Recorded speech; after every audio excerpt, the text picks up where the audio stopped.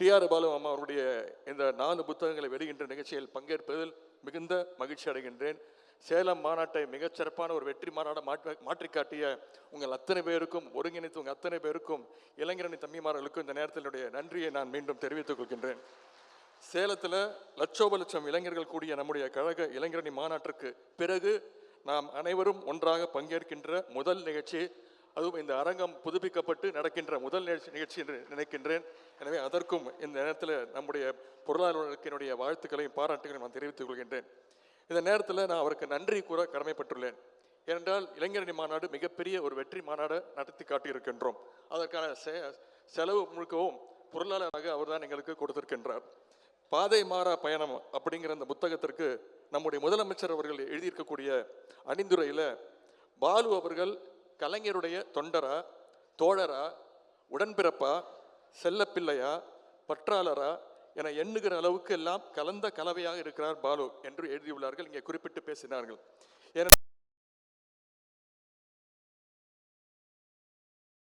கலைஞர் அவர்கள் தன்னுடைய வரலாற்றை நெஞ்சுக்கு நீதி என்று 6 பாகமாக எழுதினார்கள்.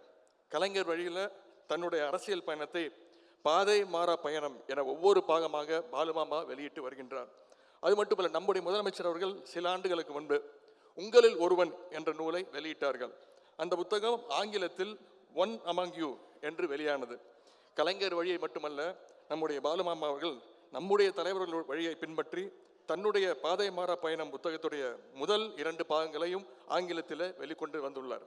சென்ற வருடம் இதே ஜனவரி மாதத்தில் இதே அரங்கத்தில் தான் தன்னுடைய அரசியல் பயணம் பற்றி பாதை மாறா பயணம் பாகம் 1 மற்றும் பாகம் 2 என 2 நூல்களை அவர் வெளியிட்டார்.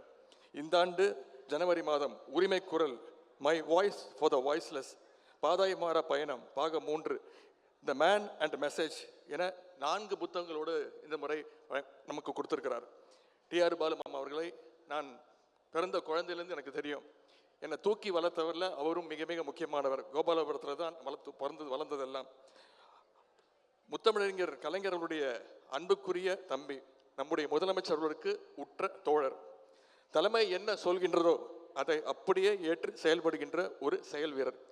உதாரணத்திற்கு எடுத்துக்காட்டாக ஒரே ஒரு விஷயத்தை இங்கே சொல்ல விரும்புகின்றேன். நேற்று முன்தினம் சேலம் மாநாடு நீங்கள் எல்லாம் வந்திருப்பீங்க, பார்த்துருப்பீங்க, தொலைக்காட்சியில் பார்த்துருப்பீங்க.